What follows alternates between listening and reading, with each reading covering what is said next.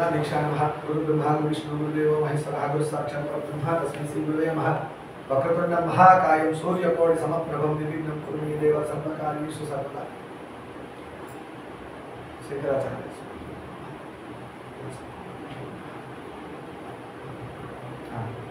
కర్మకాండ జ్ఞానకాండ అని రెండు ఉన్నాయి. చాలా వరకు మనలో జగదీక చూస్తున్నాం. కర్మకాండ జ్ఞానకాండ. కర్మకాండ అంటే రోజు చేయాల్సిన కర్మకాండ అంటే అది కాదు నాన్న, ఇంకో కర్మకాండ అది కాదు. మనకి రోజు చేసే పనులు అంటే దేవుణ్ణి అర్చన విధానం, అభిషేకాలు, ఇవన్నీ కర్మయోగం జ్ఞానయోగం అంటారు. అలా తీసుకోండి. అంటే మనం దేవుణ్ణి ఫిజికల్గా పూజ చేస్తాం, అభిషేకం చేస్తాం, హోమం చేస్తాం, ఓకేనా, లేదంటే అర్చన చేస్తాం, అలంకరిస్తాం, ఇంకా వగైరా వగైరా వగైరా, ఇవన్నీ కర్మకాండలు అంటారు. సంధ్యావందన చేయడాలు ఇవన్నీ. జ్ఞానకాండ అంటే ధ్యాన రూపంగా మారిపోతుంది మెల్లమెల్లగా. సో ఈ రెండింటిలో చాలా వరకు కన్ఫ్యూజన్ జనాలు ఎక్కడ వస్తుందంటే, భగవద్గీత చదివేస్తారు, ఓకే, భాగవతం వింటారు, రామాయణం వింటారు, గొప్ప గొప్ప పురాణాలని చదివి డైరెక్ట్గా జ్ఞానకాండలకు వెళ్ళిపోతున్నారు. జ్ఞానకాండలకు వెళ్తున్నారు అంటే ధ్యానము, లేదంటే ఇంకా పై సబ్జెక్ట్స్కి వెళ్తున్నారు. స్వయంగా స్వామి ఏం చెప్పాడంటే, ఫస్ట్ కర్మయోగం చేసుకుంటూ తర్వాత జ్ఞానయోగంకి వెళ్ళండి. ఆయన కర్మయోగంలో బాగా పండితే ఆటోమేటిక్గా జ్ఞానయోగంలోకి వెళ్ళిపోతుంది. మీరు కొత్తగా జంప్ చేయాల్సింది ఏం లేదు. అర్థమైందా? మీరు బాగా కర్మకాండాలని మీరు కరెక్ట్గా చేస్తే, కర్మయోగాలన్నీ సరిగా చేస్తే, అంటే రోజు పొద్దున్న లేచి నారాయణోడు సంధ్యావందన పొద్దున, మధ్యాహ్నం, సాయంత్రం నేను పెట్టుకుని ఇష్టదేవత ఆరాధన చేసుకొని, నెక్స్ట్ గుళ్ళకు వెళ్ళాలు, అర్చన చేయడాలు, హోమాలు ఏమంటే హోమాలు అటెండ్ చేయడాలు, ఇంట్లో హోమాలు చేయించుకోవడాలు, అభిషేకాలు, స్తోత్ర పఠనాలు, మంత్ర అనుష్ఠానాలు, జప ధ్యానాలు, ఇవన్నీ కర్మయోగంలోకి వస్తాయి. ఇలా చేసి చేసి చేసి జ్ఞానయోగం అంటే నేనే ఆత్మని తీసుకెళ్ళి పరమాత్మలో లీనం చేయడం, తర్వాత కుండలిని శక్తి, అవన్నీ వేరే వేరే చాలా ఉన్నాయి. అది జ్ఞానయోగంలో మారిపోతుంది మొత్తం. అక్కడ ఏం చేయడానికి ఉంటుంది, ఇక మొత్తం పండిపోయింది ఏముంటుంది, పండిపోయిన పండు ఏం చేస్తారు, ఇంకేం చేస్తారా, గుటకాయ స్వాహ అంతే. అలా వీళ్ళు కర్మ చేసుకుంటూ కర్మకాండలో పండాలి. పండితే జ్ఞానకాండలో ఆటోమేటిక్గా షిఫ్ట్ అవుతారు.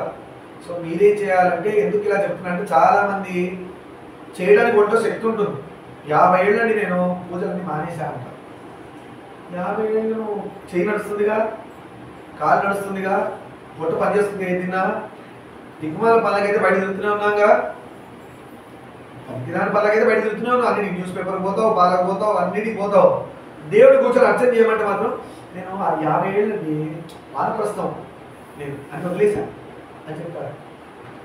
దేవుడు నిర్మోహమాటంగా కర్మయోగం, కర్మలు ఎప్పటివరకు చేయమన్నారంటే, నీ చేయి లేవలేనప్పుడు, కాలు పడిపోయినప్పుడు, లేదంటే ఓపిక లేదు ఇక పడిపోతావు, ఇక లేస్తే అంతవరకు వదలకుండా చేయమన్నాను. నిర్మోహమాటంగా మీరు ఈ తప్పు చేయకూడదు. చిన్న ఏజ్లోనే మీకు ఎందుకురా ఇవన్నీ పూజలు, మీరు రామకోట ఎందుకురా, మీకు అది ఎందుకురా, ఇది ఎందుకురా, నాన్సెన్స్ అంతా. రేపు కళ్ళు కనబడు ఏం రాస్తారు, ఒక చోట రామని ఇంకో చోట రాస్తారు, రామని ఇంకేదో రాస్తారు. అర్థమైందా? చెయ్యి పని చేసినప్పుడు, కళ్ళు కనబడినప్పుడు, మాట వచ్చినప్పుడు, చెవులు వినబడ్డప్పుడు, స్పర్శ తెలిసినప్పుడు దేవుడు పని చేసేయండి.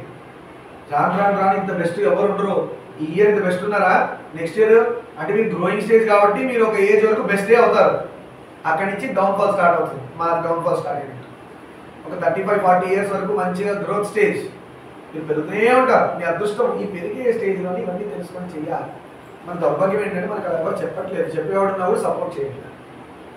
కొంతమంది వినోద్ చేస్తారు, ఏదో మా సార్ చెప్పాడు, ఆయనకి చాలా ఫ్రీ టైం ఉంది, దాని ఏదో ఫ్రీ టైం అంతా స్పెండ్ చేస్తున్నాడు. మళ్ళీ చెప్పట్లేదు. ఇక్కడ ఉన్నవాళ్ళు వింటారు, లేదంటే ఎక్కడో వీరి పాపం ఫాలో అయ్యే వాళ్ళు ఉన్నారు, వాళ్ళు ఫాలో అవుతారు. మన కోసమే కష్టపడుతున్నారు. అర్థమైందా? కర్మయోగం, జ్ఞానయోగం. కర్మయోగం అంటే నిత్యం రోజు మన స్తోత్రాలు ప్రింట్ చేశాం కదా, సండే రోజు ఏం చదవాలి, మండే రోజు ఏం చదవాలి, ట్యూస్డే రోజు ఏం చదవాలి, ఇది అడిగి కనుక్కొని తెలుసుకొని నేర్చుకొని, అది ఇంట్లో గుడికి పోవాలని వీలేని వాళ్ళు ఇంట్లో ఉన్న దేవతామూర్తి ముందు చదవండి. వినాయకుడు స్తోత్రం చదవండి. ఎదురు శివుడు ఉన్నాడు అనుకో, శివుడులో వినాయకుడు ఉన్నాడు అనుకో చదవండి. లేదా ఆంజనేయ స్వామి ఉన్నాడు, అక్కడే చదవండి. జై శ్రీరామ్. కర్మయోగం, జ్ఞానయోగం రెండింటికి ఏంటంటే, ఖచ్చితంగా ఆచార వ్యవహారాలు, మణి కట్టుకోవడాలు. మణి మానేస్తారు ఏమంటే, నేను రమణ మహర్షి భక్తుడు అంటాడు, మణి మానేశాడు. మంచిగా 18 ఏళ్ళు 20 ఏళ్ళు ఉంటాయి. నువ్వు మణిమని ఎందుకు మనిషి అంటే, నేను రమణ మహర్షి భక్తుడు, లేదు సాయి భక్తుడు, లేదా ఏదో గురువు పేరు చెప్పేస్తాను, ఆ గురువు అడగడు కదా, వచ్చి అడుగుతాడా గురువు? అదేంటో నేను చెప్పిన తర్వాత ఇంకోటి చేస్తున్నావు, నేను ఎవరు మానేమన్నాడురా అని గురువు అయితే వచ్చి చెప్పలేడుగా. వీడని మానేసి కూర్చుంటాడు. వేదం అలా చెప్పలేదు. మన ధర్మం ఏం చెప్పిందంటే ఏ గురువు అలా చెప్పడు. మనం ఏంటంటే మన కంఫర్ట్ కోసం, మన ఈజీ కోసం పూజలు అంటే మళ్ళీ విగ్రహాలు పెట్టాలి, వాటిని తుడవాలి, కడగాలి, నెయ్యి పోయాలి, పాలు పోయాలి, తేనె పోయాలి, ఇంత ఖర్చు చేయాలి, మళ్ళీ అది తుడవాలి, మళ్ళీ తీసుకెళ్ళి ఎక్కడో పోయాలి. లాస్. ఎక్కడో పోస్తే లాస్. మళ్ళీ నన్ను ఒక మహానుభావుడు అడిగాడు, ఎందుకంటే అందరినీ పోస్తారు శివుడి మీద, అన్ని లాస్ కదా అంటే. నువ్వు పోసిన పాలు దొంగడికి పోసావు, వాడు రేపు నీటిని దొంగతనం చేసి నిన్నే పొడిచిపోతాడు. నువ్వు పోసిన పాలే కదా మరి లాసా ప్రాఫిటా? అన్నదానం ఇవాళ చేస్తున్నారు, చాలా గుర్తుపెట్టుకోండి. అన్నదానం మీరు గుడా పోయి అన్నదానం చేసేస్తున్నారు, టెంట్లు వేసేసుకొని టేబుల్ వేసేసి. అన్నదానం ఎట్లా చేయాలి తెలుసా పద్ధతి? ఫస్ట్ దేవుడి నైవేద్యం పెట్టి దేవుడు ప్రసాదం అయ్యాక మాత్రం అన్నదానం చేయాలి. చాలా మంది వండుకొని తీసుకెళ్ళి పెట్టేస్తున్నారు. ఏమంటే పేదలు పెడతారు, ఆ పేదలు దొంగడు కూడా ఉన్నాడు. ఒకడు మర్డర్ చేసినోడు ఉంటాడు, ఒకడు దిక్కుమాల పని చేసినట్టు ఉంటాడు. వాడికి మంచిగా అన్నం పెట్టి ఎనర్జీ ఇచ్చి రేపు ఇంకా 4 దొంగతనాలు చేయడానికి మీరే పెట్టారు తిండి.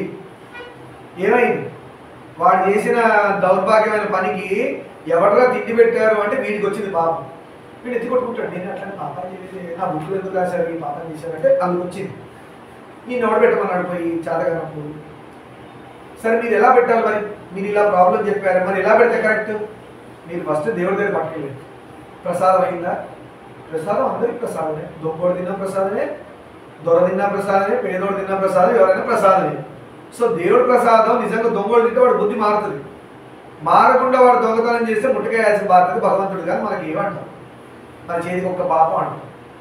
ఇది అన్నప్రసాదం పెట్టాల్సిన తీరు. అందుకని ఇంట్లో ఉన్నాయి కదా అని వండాము, బయట టేబుల్ వేసాము, పెట్టామంటే దానిలో ఎంతమంది ఏమి చేశారో. తాగుబోతు షాపుకు వెళ్ళడానికి కావాల్సిన ఎనర్జీ మీ అన్నం తిన్నందువల్ల వచ్చింది కాబట్టి వాడు అన్నం తిని షాపుకి వెళ్ళి మా బాడీని కొనుక్కొని తాగి లారీ కింద పడి చచ్చాడు. ఆ ఇల్లు మొత్తం ఫ్యామిలీ రోడ్డు మీదకి వచ్చింది. ఆ పాప ఎవడలా అంటే అన్నం పెట్టి రోడ్డుకి వచ్చింది. ఇప్పుడు పెట్టండి పోయి అన్నదానం పెట్టండి, దేవుడి ప్రసాదం పెట్టండి. పెట్టద్దండి, దేవుడి ప్రసాదం పెట్టండి.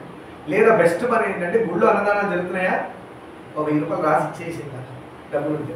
స్వామి అన్నదానం కోసం నేను ఒక 1000 రూపాయలు ఇవ్వడం ఇచ్చేది. గుళ్ళో దేవుడు పెట్టుకున్నాడు, మనం పెట్టినావా? ఆయనకే మనకెందుకు ప్లస్ మైనస్? ప్లస్ ఉన్నా డేంజరే, పుణ్యం మళ్ళీ పుట్టాలి. మైనస్ ఉన్నా డేంజరే, మళ్ళీ పుడుతున్నాం. 2 లేకపోతే కదా మోక్షం. ఇప్పుడు అర్థమైన పుణ్యాలు చేసినప్పుడు డేంజరే, పాపాలు చేసినప్పుడు డేంజర్. మరి ఏం చేయమంటారంటే ఏదో చేయాలి. కృష్ణ భగవాన్ అందుకే ఏమన్నాడంటే మీరు కర్మలు చేయండి, దాని రిజల్ట్ నాకు వదిలేయండి అన్నాడు. అందుకే మనం పురాణం చెప్పినా, భజన చెప్పినా, ఏం చెప్పినా లాస్ట్లో సర్వం శ్రీ ఉమామహేశ్వర పాదారవిందార్పణమస్తు, సర్వం శ్రీ సద్గురు పాదాలు ఇచ్చేస్తున్నాం. పూజలు చేసిన లాస్ట్లో నీళ్ళు పోసుకొని నక్షత్రాలు పోసుకొని మనం ఇక్కడ చూసారు కదా. స్వామి నీకే నాకు వద్దు పుణ్యం కూడా, నీ దగ్గర పెట్టుకో, నాకు ఎప్పుడు ఇవ్వాలి నువ్వు ఇస్తావు కదా, నేను ఎందుకు అడగాలి? అట్లా అని చెప్పి 4 చీమలు చంపేసి 4 దోమలు చంపేసి దిక్కుమాల పని చేసి సర్వం శ్రీ ఉమామహేశ్వర పాదారవిందార్పణమస్తు మాటలో అది డబల్గా రిటర్న్ వస్తుంది.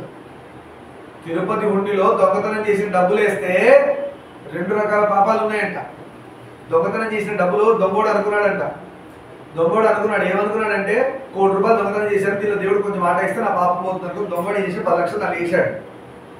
2 రకాల పాపాలు వచ్చాయి. ఒకటి దొంగతనం చేసిన పాపమా, పిచ్చి పాపిష్టి డబ్బు తీసుకొచ్చి నా హుండీలో వేసి మొత్తం డబ్బును అపవిత్రం చేశాడు. దొంగ డబ్బు కూడా కలిసిపోయింది కదా. ఒకటి కాదు, వాడు పుణ్యం వస్తువులు వేస్తే 2 పాపాలు వచ్చినాయి. అలా చేయండి అని చెప్పుకుంటూ మీరు ఖచ్చితంగా కర్మయోగం, జ్ఞానయోగం అంటే ఏం చేయాలి? ఫస్ట్ ఇంట్లో ఉన్నవన్నీ అన్నీ చేయాలన్న. మడి కట్టుకోమంటే నీటి మడి కట్టుకోండి, పంచ కట్టుకోమంటే కట్టుకోండి, లాల్చి వేసుకొని గుడికి వెళ్ళాలంటే అలా రాస్తున్నారు. ఆఖరి ఇంత దరిద్రం చూడండి, గుళ్ళలో కూడా ఆడవాళ్ళు వేయాల్సిన వస్త్రాలు మగవాళ్ళు వేసుకోవాల్సిన వస్త్రాలు అలా చెప్పేసి వచ్చాను. అంటే ఎలా పోయింటారు చూడండి. ఒక భక్తుడు దేవుడు చూడడానికి పోతే దరిద్రం చూడాల్సి వస్తుంది. చుట్టుపక్కల వేసుకుని దిక్కుమాల అవతారాలు గుడి కట్టడా పోయేది, అది కూడా రాయాలి వాడు బోర్డు మీద. అంత చెప్పించిన స్టేజ్లో మనం ఉన్నామా? వాడి మనిషి అంటారా? వా అంటారు, అంటారా? అంటారా? అలా ఉంటారు ఎవరన్నా? స్కూల్కి యూనిఫామ్ ఎందుకు పెట్టారు? ఇష్టం వచ్చిన దరిద్రాలతో వస్తారని. చదువుతాడు ఎవడన్నా పక్కన చూస్తూనే ఉంటాడు. వీడు ఏ డిజైన్, వాడు ఏ డిజైన్, వీడు ఎక్కడ కట్ చేసాడు, వాడు ఎక్కడ కట్ చేశాడు, వీడు ఎక్కడ చిరిగి వేసుకున్నాడు, వాడు ఎక్కడ దరిద్రం వేసుకున్నాడు. ఇంట్లో తుడిచే బట్టలు వేసుకొచ్చినట్టు ఉంటాయి. ఒకసారి ఇల్లు తుడిచే బట్టలు చిరిగిపోయిన ఉంటాయి చూడండి, అట్లుంటాయి. ఇక్కడ చిరిగి అక్కడ చిరిగి చిరిగిన బట్టలు వేసుకోకండి. ఇవన్నీ తెలవాలి, సరేనా? మీరు గుర్తుపెట్టుకోవాల్సిన ఎందుకు ఈ పర్టికులర్ టాపిక్ ఎందుకు మాట్లాడాల్సి వస్తుందంటే చాలా మంది చిన్నేళ్ళలోనే రమణ మహర్షులు అయిపోతున్నారు. చాలా గొప్పవాడు వాడు, వాళ్ళకి అన్నాం. మనం అలా అంత తొందరగా అవ్వాల్సింది లేదు. నిజంగా దేవుడు అనుగ్రహం ఉంటే చెప్పలేము. స్వామి 16 ఏళ్ళకి అయిపోయారు, అలా మనం 8 ఏళ్ళకి అయిపోతున్నాం. అయిపోతే మంచిదే, పుట్టగానే అయిపోతే ఇంకా హాయ్, ఏ పని చేసేది లేదు. కానీ స్వామి అభిషేకాలు మానద్దు, సుప్రభాత సేవలు మానద్దు, పౌళింపు సేవలు మానద్దు. అవన్నీ ఎంత ఆనందం. భద్రాచలంలో రామదాస్ అన్నాడు, ఏమన్నాడు? మోక్షం ఇస్తారు రావండి, నాకు వద్దు మోక్షం అన్నాడు. ఎందుకంటే ఇక్కడ రామ పాటలోనే, రాముడి వాడి భజనలోనే, రాముడి వారి కీర్తనలోనే, రాముడి సేవల్లో ఉన్న ఆనందం మోక్షంలో ఏముంది స్వామి? అక్కడ ఏముంటుంది స్వామి? పొద్దున అది కర్మయోగం. దానిలో పండిపోయాడు, బండి జ్ఞానంలోకి వెళ్ళి రాముడిలో లీనమైపోయాడు రామదాస్. నీకేమర్థమైంది? ఏమంటే అన్నీ కొట్టి ఇంట్లో మూల కూర్చొని కళ్ళు మూసుకుని కూర్చున్నావు అర్థమైందా? చెప్తున్నాను, నిద్ర వస్తుంది. అయితే ఇవన్నీ చేసి కూర్చుంటే కళ్ళు మూసుకొని అలా కూర్చున్నా. ఇవాళ పొద్దున్నే అభిషేకం చేసాం 3 గంటలు. శివుడు తేనె వేస్తే ఎంత బాగున్నాడు, పాలు పెరుగు అవన్నీ వేస్తే ఎంత బాగున్నాడు కలరు. దాని మీద మధ్య ఈగో చాలా వాడుతుంది, ఇస్తూనే ఉన్నాను. మళ్ళీ చక్కెర వచ్చింది, చక్కెర వేసాం, అవునా? మళ్ళీ నీళ్లు పోసాం, మళ్ళీ నమ్మక చమ్మకం చెప్పుకుంటున్నాం. స్వామిని తుడిచాం, తుడిచేటప్పుడు నున్నగా అలా మెత్తగా తగ్గుతున్నాడు స్వామి. స్ఫటికలింగం ముట్టుకుంటే డిఫరెంట్ ఫీలింగ్ వచ్చింది. ఇవి ఎక్కడ వస్తాయి మెమరీస్ మీకు? అలా కూర్చుంటే శవల్లాగా, అవునా కాదా? ఇది కాదు సాధన. ఫస్ట్ ఇలా చేయండి, చేసి ఈ మెమరీతో ధ్యానం చేయాలి. అది ధ్యానం అంటే అది అంటారు. అందుకే కర్మయోగం పెట్టి జ్ఞానయోగం పెట్టారు. శంకరాచార్య వారు మండన మిశ్రుడు అని ఒక ఆయన ఉన్నాడు. ఆయన ఓన్లీ కర్మ సిద్ధాంతం, జ్ఞానం ఏం లేదు, ఓన్లీ కర్మనే ముఖ్యం అన్నాడు ఆయన. శంకరాచార్య వారు ఆయన్ని వాదించి, ఆయన్ని ఓడించి ఆయన శిష్యుడిగా మారారు. శంకరాచార్య వారి శిష్యుడిగా మండన మిశ్రుడు మారారు. ఆ 4గురిలో ఆయన ఒకడు. శంకరాచార్య వారి శిష్యులు 4గురిలో ఆయన. కానీ ఆయన ఏం చేశాడు? కర్మయోగం అంతా వేస్ట్ అంటే లేదు లేదు ఆయన. శంకరాచార్య గారు చెప్పారు కర్మయోగం చాలా గొప్పది, అవన్నీ చేస్తే కదా పండితే జ్ఞానయోగానికి మళ్ళేది. ఇందా చెప్పామే నాలెడ్జ్. కర్మయోగం అంతా ఏం నేర్పిస్తుంది? నాలెడ్జ్ నేర్పిస్తుంది. పండాక విజ్డమ్గా మారుతుంది, జ్ఞానయోగంలో వెళ్ళిపోతాం అని చెప్పుకుంటూ ఈ బాబుకి శుభపడతాం. సర్వం సుమావేశ్వర ఆధార లోకాల సంస్థానం శుభ్రభవంతు.